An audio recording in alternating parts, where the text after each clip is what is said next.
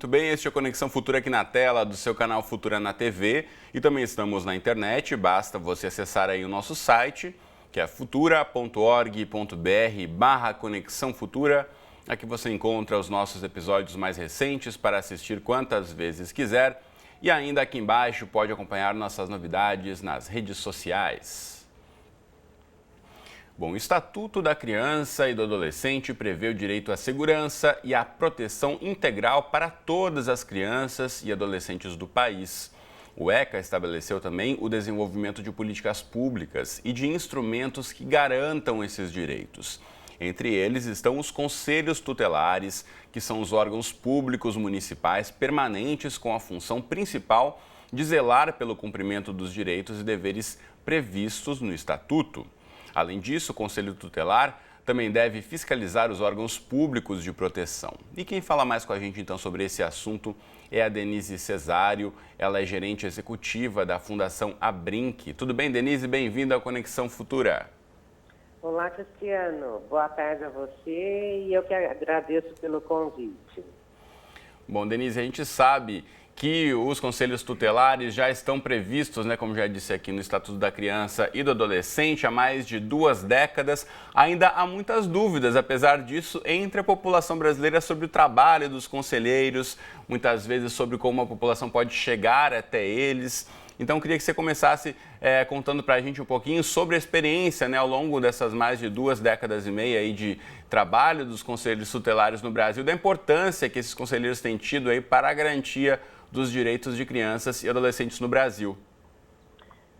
Bom, Cristiano, o Estatuto da Criança e do Adolescente, ele prevê um sistema local de proteção integral. Então, em cada município, nós devemos ter o Conselho Municipal dos Direitos da Criança e do Adolescente, devemos ter o órgão da assistência social e devemos ter o Conselho Tutelar.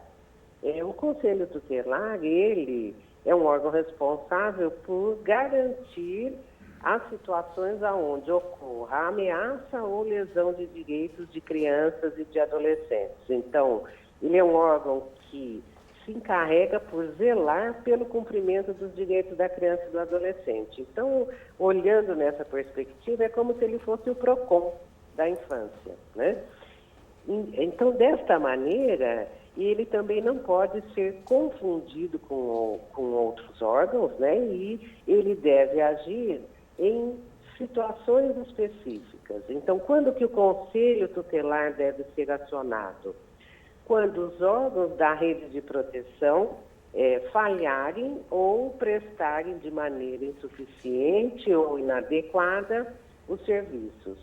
E, no segundo caso, quando ocorre a violação de direitos das crianças e dos adolescentes. Então, como que a gente pode exemplificar isso? Por exemplo, os programas de proteção, de amparo, de combate à situação de risco, eles são programas que estão dentro da assistência social. Então, recorrer a um programa, por exemplo, como o Bolsa Família, é um programa de erradicação do trabalho infantil, são funções da assistência social, Então, a família ela pode recorrer diretamente aos centros regionais de assistência social.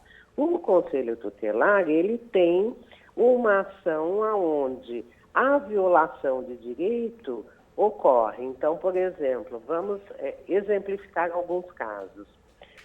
Uma criança que precisa de uma vaga de creche. Essa é uma política básica que deve ser oferecida, uma política de educação que deve ser oferecida à criança. Quando a família não consegue esse direito está sendo violado. Aí a família recorre ao Conselho Tutelar, que vai notificar, então, um serviço específico de educação para conseguir aquela vaga. Agora, qual é o papel do Conselho Tutelar? Qual é a rotina cotidiana do Conselho Tutelar? Nos casos onde ocorre a suspeita ou, de fato, caso de violência contra crianças e adolescentes. Então, ele é um órgão que ele age para proteger um direito que é violado, né? Ou que está em vias de ser violado. Sem dúvida. Denise, eu quero só aproveitar um momento e mostrar para quem está em casa, né, que a gente está falando aqui sobre a questão desses direitos e do trabalho dos conselhos tutelares pelo Brasil, e a gente sabe que muitas vezes falta informação, o acesso a ela pode ser dificultado, mas a internet tem uma série de materiais aí que podem ajudar a população a buscar esse tipo de informação. Então eu já quero aproveitar e mostrar aqui que diretamente do site da Fundação Abrinq, você de casa pode saber aqui o guia para o passo a passo do trabalho de um conselho tutelar, inclusive sobre o programa Prefeito Amigo da Criança. Estou passando aqui na tela agora, Denise, para o pessoal de casa poder ter essa ilustração. Inclusive, esse projeto do Prefeito Amigo da Criança, ele é fundamental aí para incentivar, né, que o poder público municipal, como você já disse, né, tem toda essa estrutura necessária em relação à proteção integral da criança e do adolescente, mas isso tem que ser levado como uma prioridade também por esse governante local, porque senão isso de fato fica muito distante. A população também tem que cobrar, né? Aqui também o site da Fundação Abrinq, onde você encontra aí mais informações sobre os trabalhos. A gente sabe da dificuldade, né, Denise, de muitas vezes municípios menores instalarem essa estrutura necessária, ou até mesmo um conselho tutelar. Agora, isso não significa que os direitos das crianças não devam ser cumpridos. De que forma, então, os municípios com maior dificuldade de acesso ao trabalho de um conselheiro tutelar, por exemplo, como o cidadão pode tentar buscar esses direitos? Bom, Cristiano, o Conselho Tutelar ele é um órgão que ele está dentro do município, né? E o chefe do município é o prefeito. Então, cabe ao prefeito, na construção do seu plano, na destinação orçamentária do município, ele precisa pensar nos recursos necessários para um bom funcionamento do Conselho Tutelar, né? E como que um Conselho Tutelar pode funcionar de forma adequada, atendendo a população da maneira que a população precisa ser atendida e com a qualidade que deve ser atendida. Primeiro, esse Conselho Tutelar, ele tem que ter uma infraestrutura adequada, ele tem que ter um local, de preferência, esta localização deve estar associada ao órgão da assistência social, que é o Centro da Assistência Social, né? E esta infraestrutura precisa ter uma sala de recepção, precisa ter uma sala de atendimento preservada, posto que estão se tratando de casos de violação de direitos. É necessário que tenha computador, bebedouro, uma boa internet, né? É necessário que os conselheiros tenham condições de trabalho adequadas. Então, é necessário todo o material de apoio ao trabalho deste conselheiro, é necessário o automóvel, recurso para a gasolina, recurso para o motorista e, especialmente, recursos para a formação continuada dos conselheiros tutelares, porque um bom atendimento, ele requer uma formação continuada. Então, o conselheiro, ele atende bem a população se houver investimento contínuo na formação desses conselheiros, né? Sem dúvida, então, é importante a gente mencionar, inclusive, por ser um ano de eleições municipais, as populações devem ficar atentas se os candidatos aí estão oferecendo propostas em relação à garantia dos direitos de crianças e adolescentes e reivindicar, porque é uma pauta importantíssima, né? Na verdade, por ser uma determinação e obrigação dos prefeitos e das suas administrações municipais, isso, se não for aí também uma exigência da população, pode ficar de lado como não uma prioridade, né, ao longo dos próximos 4 anos, né?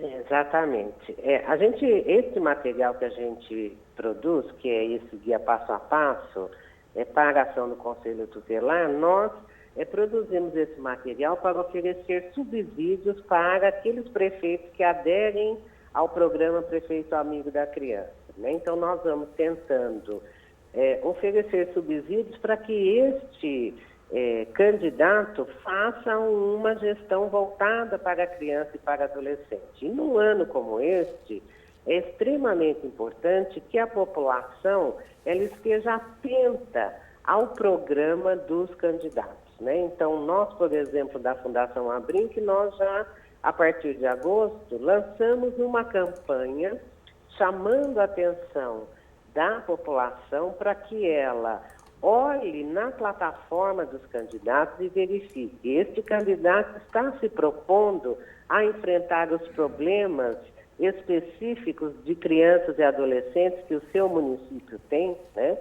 E, de outro lado, nós também sensibilizamos os candidatos para que eles façam adesão ao programa para que, quando eleito, nós possamos, então, orientar este município para a construção de uma política qualificada para a criança e para a adolescente. Então, nós ajudamos o município a fazer um bom diagnóstico, a construir o plano municipal para a infância e para a adolescência, levamos este município a pensar no orçamento necessário para investimento das políticas voltadas para crianças e adolescentes, orientamos o município para fazer a apuração do orçamento criança, né, num diálogo com a sociedade, numa gestão transparente.